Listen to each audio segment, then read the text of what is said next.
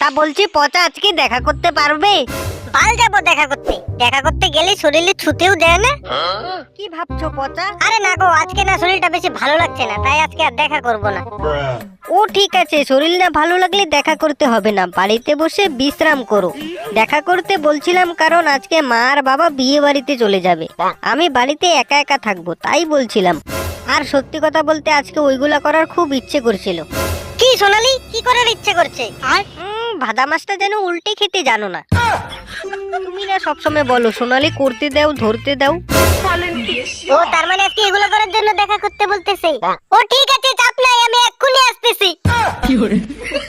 তুমি কি করে আসবে? তোমার না শরীর ভালো না। থাক, শরীর খারাপ লাগলে আসতে হবে না। কে বলছে আমার শরীর ভালো না?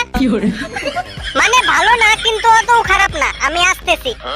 ঠিক আছে, তাহলে আসার সময় একটা কন্ডোমের প্যাকেট নিয়ে আইসো। কন্ডোম ছাড়া কিন্তু এগুলো করা যাবে না। আরে এটা নিয়ে তোমাকে ভাবতে হবে না, আমি সবকিছু নিয়ে আসতেছি। ঠিক আছে, তাহলে রাখছি, তুমি তাড়াতাড়ি চলে আসো।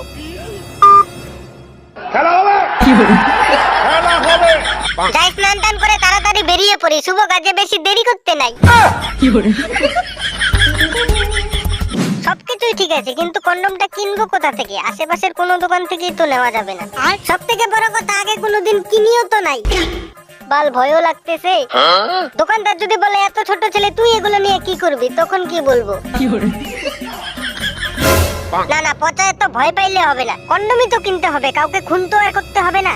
সোজা দোকানে গিয়ে বলবি দাদা একটা কন্ডম দাও তো। না না, এত আস্তে বললে হবে না, একটু জোর গলায় বলতে হবে। দাদা একটা কন্ডম দাও তো। আরে না না, এইভাবে বললেও হবে না। বাল কিভাবে যে বলবো? না না, একটু ইমোশনাল ভাবে বলতে হবে। দাদা একটা কন্ডম দাও না প্লিজ, তোমার পায়ে ধরছি আমি। এইভাবে বলা যাবে না, ভিক্ষা চাইতেছে নাকি? বাল পয়সা দিয়ে কিনবো বাল।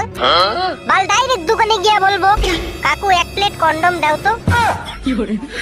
থাক বাল, যাই আগে দোকানে, পরে ওরা যা হবার হবে। চলো ভাই।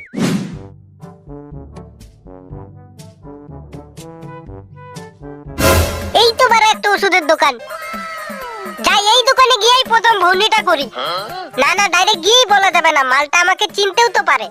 ভাই রিস্ক নেওয়া যাবে না। অবশ্য মনে হয় না চিনবে, কারণ আমি এই মালটাকে মনে হয় না কোনোদিন দেখছি।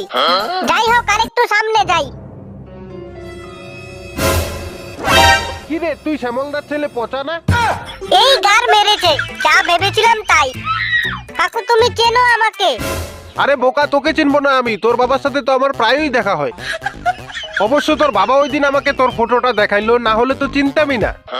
তা বাবা ওষুধ টষুধ কি কিছু লাগবে নাকি? আরে না না কাকু, আমি কিসের ওষুধ নিব? আমি তো এমনি ঘুরতে ঘুরতে এদিকে চলে আসলাম। ভাড়া যেটা লাগবে সেইটা তো তোমার কাছ থেকে নেওয়া যাবে না। ঠিক আছে কাকু, তাহলে আমি আসি। ঠিক আছে, দোকানে আর কি বলবো তোকে, তোর বাবার সঙ্গে একদিন আমাদের বাড়িতে আসিস। আচ্ছা কাকু, অবশ্যই আসবো। লেউরা ভাগ্যিস ওই দোকানে গিয়ে ডাইরেক্ট কন্ডমের কথা বলি নাই, না হলে কি পদ্মারাটা যে খেতাম তা তোমাদের বলে বোঝাতে পারবো না।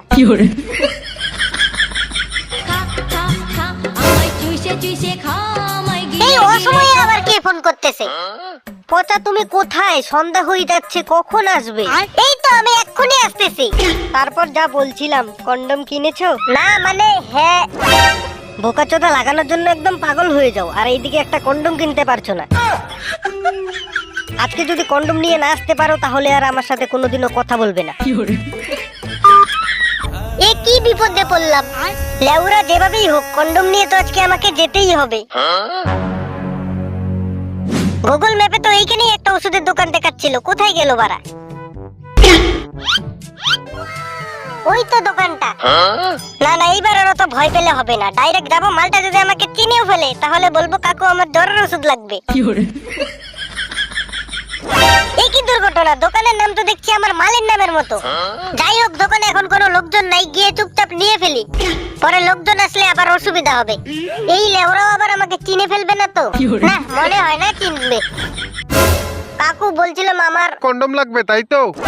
কাকু তুমি কি করে বুঝলে? আরে 35 বছর ধরে এই দোকানটা চালাচ্ছি, মানুষের মুখ দেখেই বুঝে যাই কার কি লাগবে। এই নে চকলেট ফ্লেভারটা নিয়ে যা। থ্যাংক ইউ কাকু, তুমি আমার অনেক বড় একটা উপকার করলে। প্রথমবার? হ্যাঁ হ্যাঁ কাকু। শোন, প্রথমেই ডাইরেক্ট গর্তের মধ্যে লাফালাফি শুরু করিস না। প্রথমে হাতাহাতি চাপাচাপি, মানে বুঝতেছিস তো? তারপর গার্লফ্রেন্ড নাকি বৌদি? গার্লফ্রেন্ড কাকু। তাহলে তো পুরো কচি মাল, পুরা লাগাবি বুঝলি, যতক্ষণ পারিস ততক্ষণ লাগাইতেই থাকবি। এই বোকাচোদার জ্ঞান শুনতে শুনতে ওইদিকে সন্ধ্যা হয়ে যাবে, যাই তাড়াতাড়ি কেটে পড়ি। কাকু ঠিক আছে, তাহলে আমি আসি। আচ্ছা শোন, অন্য কোনো দিন যদি লাগে তাহলে সোজা আমার এখানে চলে আসবি, আমার দোকান সবসময় খোলা থাকে, চাপ নেই।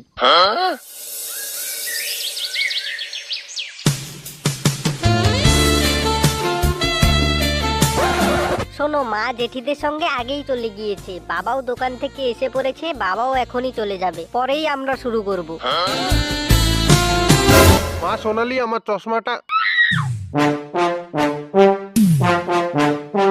তাহলে তো পুরো কচি মাল, পুরা লাগাবি বুঝলি, যতক্ষণ পারিস ততক্ষণ লাগাইতেই থাকবি।